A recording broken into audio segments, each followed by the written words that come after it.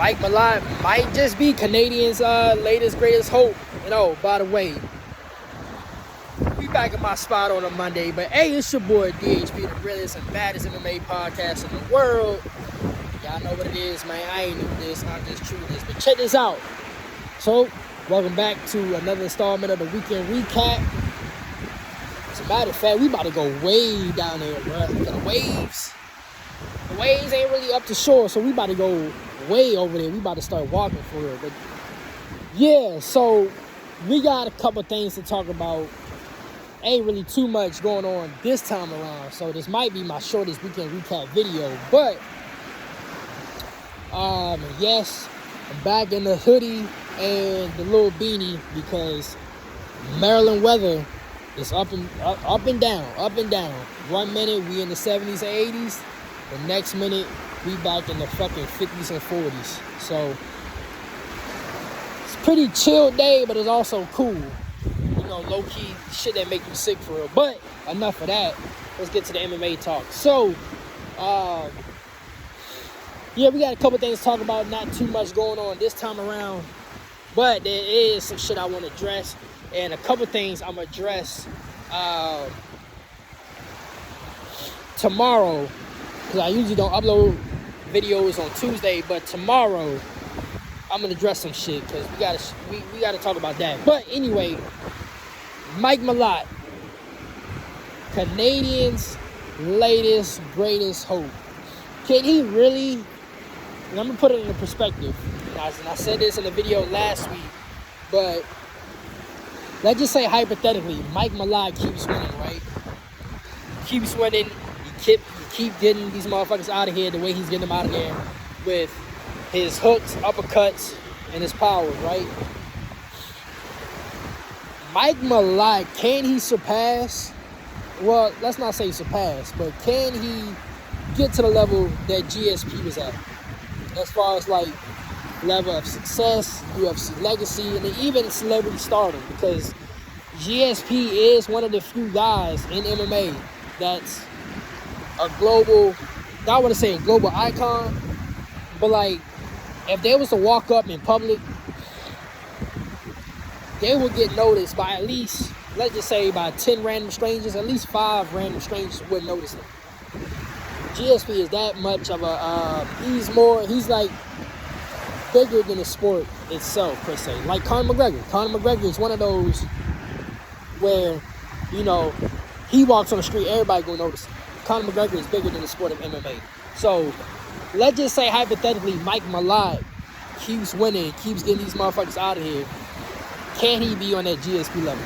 And low-key, he could. Or will he be like a Rory Macdonald, which, as I stated in the review, I feel like a lot of these, I wouldn't say all the fans, but at least half of the MMA, this new generation fan base don't even know about Rory Macdonald. They just see GSP because that's all the UFC talk about is GSP.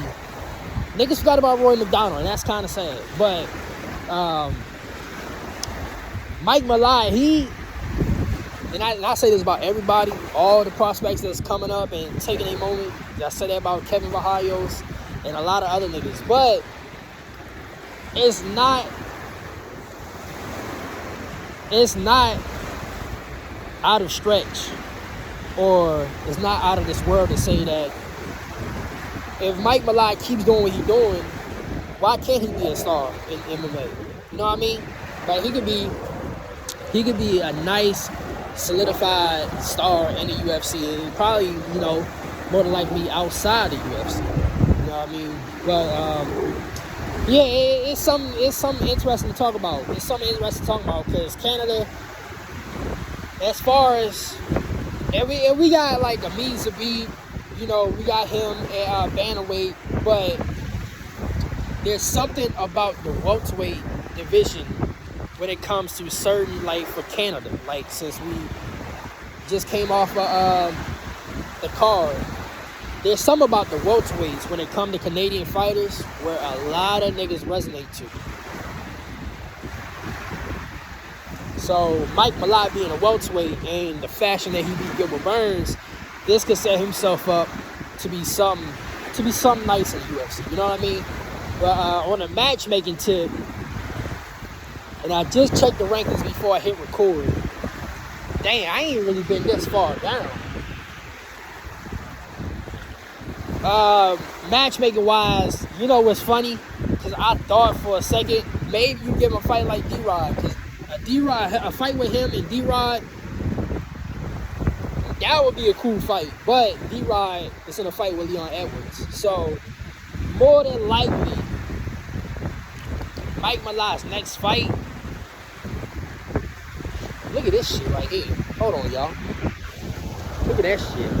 I ain't never been this far into the dream, but with Mike Malott's next fight, give him either a Rusas Medic or MVP. And I mentioned this before, but the MVP matchup, I think I actually said this on the review show. The MVP matchup is not out of stretch. They got the whole fucking chain around that motherfucker. Because more than likely, MVP is right. He's going to be, I want to say Mike Malott, he's going to be in front of MVP. So more than likely, that's going to be the matchup they're going to make. Potentially. Depending on the plans they got for MVP. But realistically, what's going on welterweight right now is it's only two options. That's the Rusas Medic matchup, and then the fight with MVP. Because you got Gabriel Bafim, however you pronounce his name.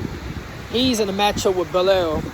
Then you got D-Rod in a matchup with Leon Edwards. So, I mean, logically, more than likely you got it, you know, because Mike Malott, he is going to overtake Gilbert Burns in the rankings. And the way Mike Malott is going to set up in the rankings, MVP and Rusas Medic is going to be right there. So, I mean, it ain't really too much. It's really, Mike Malott, in the position he's in now, is pretty much already self-made, logically. Now, I say logically because y'all know UFC do not go off logic sometimes. Look at this shit right here, boy. But, I mean, Mike Malott, he could be something. I've never been on this side, boy. I know I keep saying that, but I've never been on this side. But, yeah, Mike Malott, he got himself in it. Now, this is, I'll say this. And I said this in the videos prior. Mike Malott, he should have already been in this position before. Not before, but he should have already been in this position where if he would have kept winning like his first, I still hit a champion, but it had to be the fight after his debut fight. It was one of those fights early on where he lost, so he had that setback, and now he's back on the rise, right? If he would have kept winning instead of that setback, he would have already been in this position. And that's what I'm trying to get to. He would already be in this position. But you know what?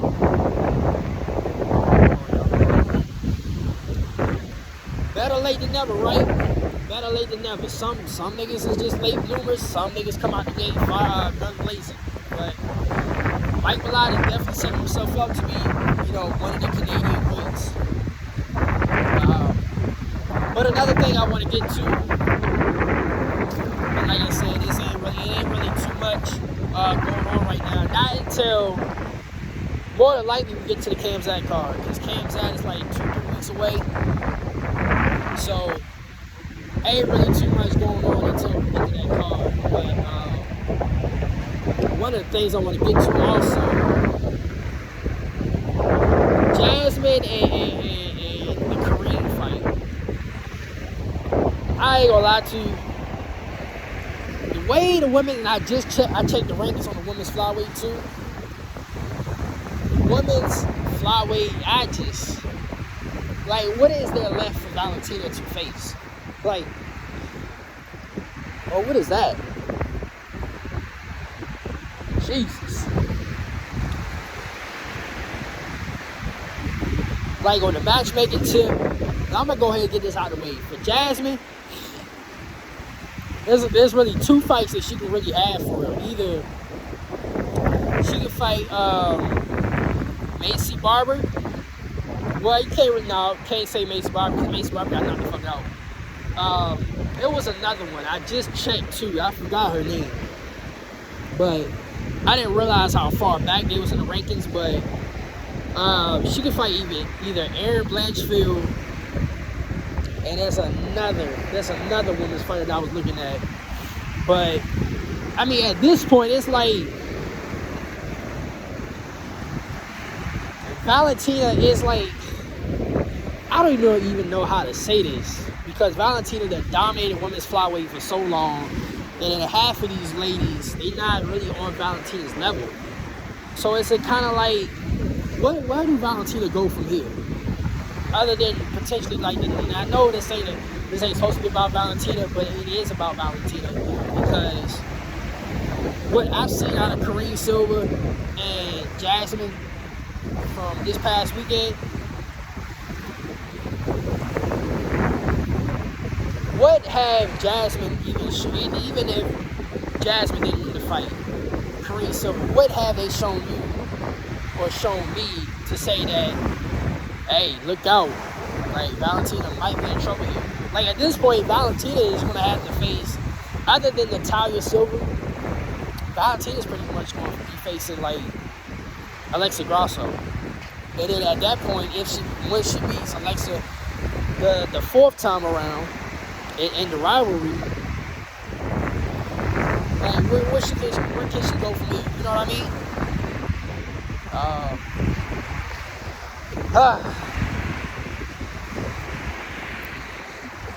I mean, Jasmine, her getting the dub this weekend was cool, but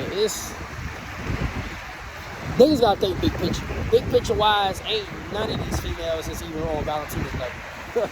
Like, it is ridiculous. It is ridiculous.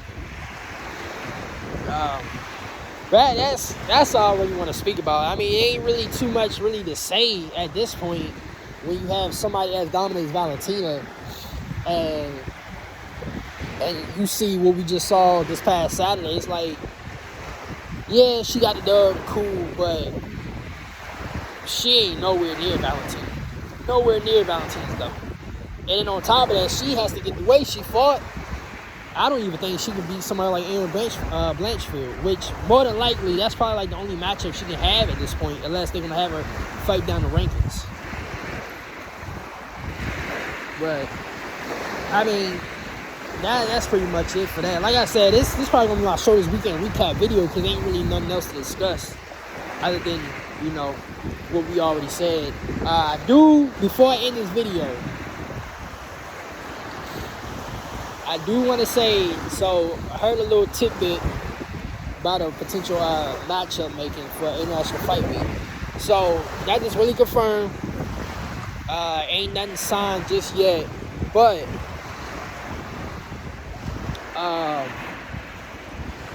Patty and BSD at International Fight Week.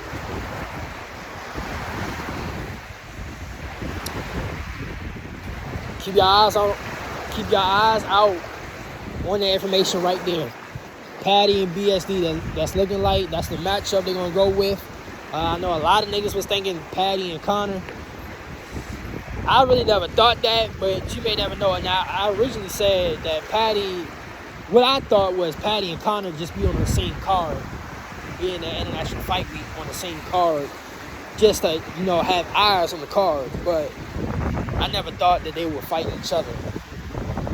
So my personal opinion, for Connor, it got to be Max Holloway. I don't see Connor coming back for anybody else other than Max Holloway. Especially now with, you know, Mike getting we see a Roofy fight at the White House.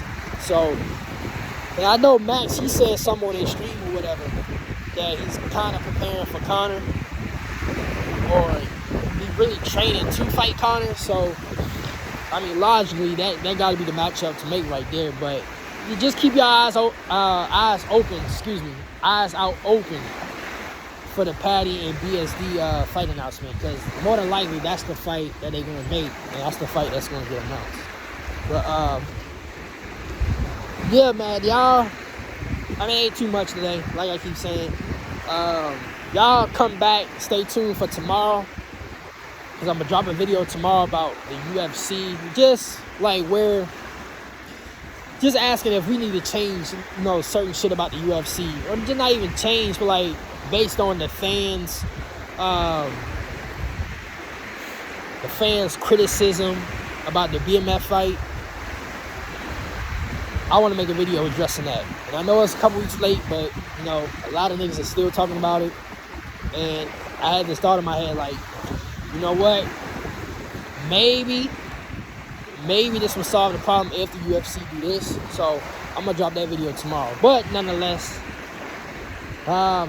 it's pretty much it. It's pretty much concludes the UFC. The weekend recap.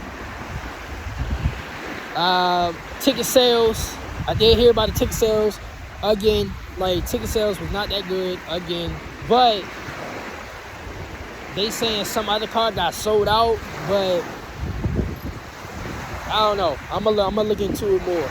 But anyway, until my video tomorrow, I'll holler at y'all niggas later, man.